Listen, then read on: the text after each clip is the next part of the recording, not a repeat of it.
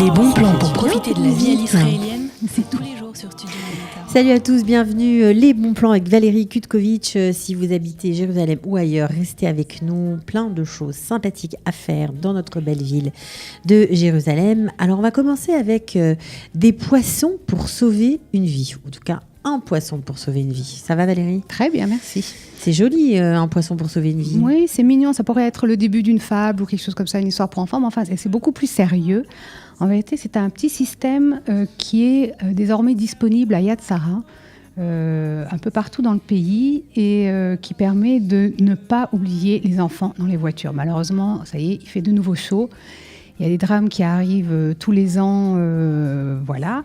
Alors, en quoi ça consiste ? Vous voyez exactement de quoi on parle à l'image. Voilà, donc vous avez un petit poisson que vous attachez au porte-clés. Non, le poisson, vous l'attachez au siège auto de votre bébé. D'accord. Ok. Le petit médaillon, vous l'attachez à votre porte-clés. Quand vous installez l'enfant, donc bébé ou un peu plus vieux, dans la voiture, vous allumez le petit poisson qui va clignoter, qui va faire clignoter le médaillon de votre porte-clés. Quand vous enlevez la clé du contact 1 et que vous vous éloignez de plus de 10 mètres de la voiture en ayant oublié d'éteindre le petit poisson, eh ben, ça sonne, ça vibre, ça vous met des claques. Donc, soit vous avez oublié d'éteindre le petit poisson parce que vous avez bien pris votre fils, mais vous n'avez pas éteint le petit poisson. Alors, c'est pas très grave. Bien. Soit, effectivement, vous vous rendez compte que le bébé est dans la voiture. Et dans la voiture. Et là, vous courez. Voilà, donc ça, c'est vraiment 10 mètres. Dès que vous dépassez les 10 mètres, ça sonne et ça vous rappelle. Ça n'arrive pas qu'aux autres. On est souvent perturbé. Alors, on peut être au téléphone, ça arrive très fréquemment, de commencer une conversation à l'arrêt au téléphone, de sortir de la voiture, de fermer, de continuer la conversation. Un enchaînement machinal de gestes et d'oublier le principal. Alors, ce qui est pratique, donc vous pouvez les trouver dans les bureaux de Yad Sarah de Jérusalem, Modin, Ra'anana, Rishon LeZion, Natania, Haïfa et Beersheva. Vous allez demander le petit poisson, vous laissez une consigne de 40 shekels, c'est tout. On vous donne le petit poisson et le système. Vous l'utilisez aussi longtemps que vous en avez besoin. Quand vous n'en avez plus besoin, que les enfants sont grands et arrivent à crier qu'ils sont encore là ou qu'on les a oubliés, eh ben vous allez rendre le système pour que quelqu'un d'autre puisse l'utiliser. C'est aussi valable pour les touristes. Il n'y a pas besoin d'être israélien, il n'y a pas besoin de rien du tout. Donc, si vous venez en tant que touriste en Israël... On peut aller chercher son petit poisson Yad Sarah. On peut aller chercher gratuitement contre 40 shekels qu'on vous rend à la fin. Alors, juste pour ça, un petit appel, si je puis me permettre. Donc, Yad Sarah, tout le monde connaît l'organisation, donc qui prête du matériel médical, des béquilles, des lits, tout ce que vous voulez. Mm-hmm. Tout est gratuit. On vous demande juste une consigne quand vous venez retirer votre matériel. Quand vous le ramenez, on vous rend l'argent. Essayez de penser à laisser un petit quelque chose, soit le tout, on vous rend l'argent, oui, si vous l'acceptez, mais si vous voulez faire un don à Yad Sarah, puisqu'on sait très bien que c'est comme ça que fonctionne cette institution, elle est uniquement basée sur des dons privés notamment, eh bien, vous aussi, vous faites partie de l'édifice. Si Exactement. Vous laissez votre caution, eh bien, ça servira à d'autres. Oui, une partie de la caution, si on n'a pas forcément les moyens, mais on n'y pense pas toujours. Je veux dire, des fois, on rend, puis on reprend la caution, puis on part. Ça permettra à Yad Sarah d'acheter du matériel et de continuer à faire beaucoup de recettes, beaucoup d'initiatives, voilà, comme celle-ci, comme les petits poissons, en espérant que ça sauvera des vies. Alors, quelque chose qui touche beaucoup à nos jeunes, on va dire, nos jeunes qui sont en vacances, qui font la fête, qui veulent sortir, qui parfois habitent loin. Et quand on a un bus qui finit en ligne du bus, le dernier, 1h du matin, disons. Oui, 11h30, minuit, 11h30, minuit, ça dépend voilà, de l'endroit. Et les fêtes continuent généralement beaucoup plus tard. Ça va pas du tout. Et donc, c'est pour ça qu'il y a un système pendant les vacances qui s'appelle Kaveh-Laïla, donc les lignes de bus la nuit. Voilà, on va voir exactement le logo qui s'affiche à l'écran. Voilà, vous allez voir la carte. Ça existe dans tout le pays, à Jérusalem, donc pour aller un peu partout, à Bethel, à Modin, à Tel Aviv. Ça existe aussi à l'intérieur de Jérusalem pour relier un quartier à un autre. Alors, comment on sait dans quelle station de bus on doit prendre cette ligne ? Alors ça, je vous ai mis les liens sur le site parce que, évidemment, ce n'est pas les lignes habituelles. Elle ne s'arrête pas à tous les arrêts, elle ne passe pas toutes les 20 minutes, elle passe à des heures bien précises. Ce qu'il faut dire aussi, c'est qu'au niveau des tarifs, c'est les mêmes tarifs qu'en journée. Ça coûte pas plus cher. Ça, c'est chouette. Donc, voilà, parce que c'est subventionné. Bon, en tout cas, si vous voulez faire la fiesta après minuit et ce jusqu'à 4 heures du matin, voilà, surtout en cette période de vacances, Mais ouais, c'est sympa. vous allez pouvoir rentrer chez vous et non pas dormir sur les trottoirs. Voilà. On continue avec plein d'activités pour nos enfants, décidément. C'est chouette, ça. Bah ouais, très sympa. Il y a. On commence à la Tour de David. Alors, on commence à la Tour de David. Juste parler d'une exposition, parce que c'est en lien avec les activités pour les enfants, donc, qui vient d'ouvrir, qui s'appelle Pierre, Papier, Ciseaux, et qui est fait par un artiste qui s'appelle Karen Sarksian. Je m'excuse déjà d'avoir mal prononcé son nom, mais c'est pas grave, qui fait donc des personnages en papier. Voilà, alors là, vous avez exactement l'image qui s'affiche et on voit aussi l'artiste en plein travail. Voilà, donc il fait des personnages. Alors généralement, c'est en papier. Là, ça a été en aluminium. Hein. C'est très, très joli. C'est très coloré. C'est des personnages bibliques. Alors, vous avez Suleiman, vous avez David Ameller, vous avez Shlomo, vous avez Koresh, vous avez tout ça. Il est venu de Hollande, puisqu'il est hollandais maintenant.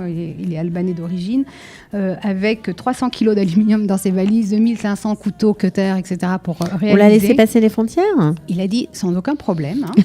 Il est même passé à rien à déclarer à la douane. Il a raconté. Ça l'a fait. Non, parce qu'il a dit qu'il y avait du monde pour les choses à déclarer. Donc il y avait quelqu'un qui dormait non déclaré. Donc il est passé là-bas et on lui a demandé qu'est-ce qu'il a dans ses valises. Il a du papier aluminium. C'était vrai, il y avait 300 kilos.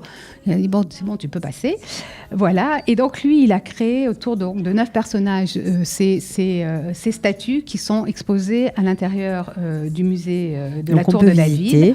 Voilà, qu'on peut voir. Et il va participer à des ateliers avec les enfants, justement, cet été. Allez, on va dire des masterclass pour enfants. Voilà, exactement. Donc, où ils vont pouvoir faire eux aussi leur personnage. Et ça fait partie... C'est des sortes d'ateliers créatifs, en fait. Voilà. À la Tour de David, il faut savoir que cet été, l'entrée est gratuite pour les enfants du 15 juillet au 31 août, qu'ils ont investi dans une grande tente où il y aura gratuitement des activités, je crois, une partie de la matinée, au début de l'après-midi, ça, je vous ai mis les horaires, etc., des visites guidées, tout ça gratuitement. Les ateliers créatifs, ils demandent une petite participation, mais il y a aussi possibilité de visiter le musée avec un petit livret avec des jeux à faire, on recherche. Donc maintenant, les musées s'investissent beaucoup pour les enfants et pour se rendre intéressants. Donc n'hésitez pas à y aller et puis à rencontrer. Vraiment, il est très sympathique. Franchement, c'est une très belle activité. Si vous avez des enfants un peu manuels, curieux, qui ont envie de voir un artiste en plein travail, c'est toujours assez extraordinaire. Il est étonnant. Nous a fait une démonstration. Il a pris une feuille de papier, il l'a plié en deux, un cutter, il a fait tac, tac, tac, tac, tac. Hop, il a ouvert un masque avec des yeux comme ça, des choses comme ça. Vraiment, c'était impressionnant. Bon, alors, les activités gratuites, il y en a pas mal cet été. Il y a aussi notamment des visites à la Knesset. Oui, la Knesset, alors qui, du 12 juillet au 14 août, parce qu'après ils sont en vacances, organise, ça fait déjà la deuxième ou la troisième année, des visites le dimanche, le jeudi et le mardi, exprès pour les familles et les enfants. Donc c'est une visite des différents endroits de la Knesset, donc là où se passent les séances, là où les gens délibèrent, etc. Enfin, un peu tout savoir sur la politique. Sur le bouton pour voter ou pas. Mais c'est fait exprès pour les enfants, donc c'est expliqué, c'est jeux, c'est ludique, etc. Il faut aussi savoir, pour les gens qui n'ont pas encore fait, qui seraient intéressés, qu'il existe le dimanche et le jeudi à 13h des visites guidées en français. Tout ça, c'est gratuit. Il faut juste aller s'inscrire. Alors, on s'inscrit comment ? On va sur le site jérusalemfuté.com. Oui, moi, je vous ai mis le lien sur le site de la Knesset. Juste aussi un petit truc, allez regarder sur le site de la Knesset parce que je crois que, par exemple, on n'a pas le droit de porter des crocs à la Knesset. Enfin, il y a quelques règles de bienséance. Voilà, il faut savoir s'habiller. Donc, plutôt que d'être refoulé à l'entrée, regardez ça avant et puis allez vous inscrire. Et faites-la. C'est vraiment... Franchement, je l'ai fait plusieurs fois. C'est une visite qui est très intéressante. Et ça, comme on sait que tous les Israéliens sont des politiciens en herbe, et voilà. Il faut comme ça, connaître on sait de quoi le Parlement de son pays. Voilà. Exactement. Allez, on continue avec des activités ludiques. Alors là, cette fois, ça se passe au Cardo. C'est pas gratuit, mais presque. C'est vraiment pas très cher. 3 activités très sympathiques. C'est une nouvelle salle de jeu qui a ouvert, Voilà. donc vraiment dans le Cardo, là où il y a ce bel olivier au milieu du Cardo. Et donc, il propose 3 types de jeux autour d'Israël, du Tanakh. Enfin, il ne faut pas être super doué, ce n'est pas la peine de faire le concours. On peut jouer annuel. même si on n'est pas super Oui, fort. oui. Alors, c'est quoi? C'est un trivia? Il y a 3 jeux. Un, c'est un trivia donc, sur Israël, les personnages. Donc, il D'accord. vous pose des questions. Le deuxième jeu, c'est une espèce d'escape game. Donc, c'est une mission à remplir. On a des lunettes, des Google comme ça sur les yeux. Et puis, on incarne un Des personnage. lunettes Google, et on peut demander à ces lunettes plein de choses, c'est ça? Non, c'est-à-dire que vous voyez les choses en 3D. Ouais, vous devez faire sortir d'un puits où il y a des serpents. Enfin, C'est de la réalité virtuelle. Voilà, c'est ça. Et le troisième jeu, c'est aussi en réalité virtuelle et c'est un voyage à travers le temps. Donc, vous commencez par un énorme grand 8. Il faut vraiment avoir le cœur bien attaché. Moi, j'aime pas trop, mais enfin, vous dégringolez dans un grand 8 c'est et pas vous pour ceux qui ont remontez envie de vomir. Allez, Voilà. ceux qui Mais vous- vomissent facilement, évitez. Mais vous Pour jouez les entre autres, copains, voilà. etc., en équipe. Et En c'est famille ou très en sympa. Voilà. En fonction, on peut Ce n'est- s'adapter. Ce n'est qu'en hébreu. Juste que vous le sachiez. Ils vont le faire peut-être en Justement, anglais. c'est un bon moyen de s'intégrer Mais oui. et de commencer à apprendre l'hébreu si c'est pas très difficile. Non, moi j'ai réussi quelques trucs, donc c'est bon, vous pouvez y aller. Ok, ça dure 1 heure. Hein. Oui. C'est ça, c'est pas très long, mais bon. Non, mais ça c'est une occupe. activité, voilà. Alors, pas très loin se trouve la cité de David et jusqu'au 20 juillet, il y a la possibilité de faire des fouilles. Oui, ils invitent tout le monde. Alors ça aussi, c'est une activité familiale. Donc ils invitent tout le monde à faire des fouilles là, dans la... Archéologique, donc. Voilà, dans le parc Emek Tzorim, qui est donc juste à côté de la cité de David. C'est tous les jours de 9h à 17h. Ça dure environ 1h30. Donc on commence par vous expliquer comment est-ce qu'on fait des fouilles. Hein. Et puis Mais ça vaut mieux. Voilà. Et puis on vous donne un seau, une pelle. Est-ce qu'on trouve des choses encore? Il y a des gens qui trouvent des choses, qui trouvent des pièces. Il y a plein de choses. Donc il y a vous n'avez pas trouvé des choses forcément extraordinaires, mais c'est possible. Des pièces, des petites pièces de poterie aussi. Oui, exactement. C'est une activité. Ça vous permet de voir un peu comment on fait et puis de faire quelque chose en famille. En plus, après dans le parc, il y a énormément de choses à faire. Vous pouvez pique-niquer. C'est tout un complexe. Donc voilà, pour passer une journée, ça permet de faire un peu une activité. Alors maintenant, une activité, une autre pour les fans de street art, pour ceux qui aiment la peinture à la bombe et autres, eh bien, notre ami Dan Groover, qu'on connaît bien, qu'on a eu le plaisir de recevoir ici, organise dans son nouvel atelier, un atelier pour enfants, en fait, adolescents. Enfants et adultes aussi. Adultes aussi, on peut aussi. Oui, c'est généralement à faire en groupe. Donc, il propose de faire un atelier créatif sur le street art, de vous apprendre comment est-ce qu'on fait pour créer une œuvre, c'est-à-dire les pochoirs. On repart avec sa toile?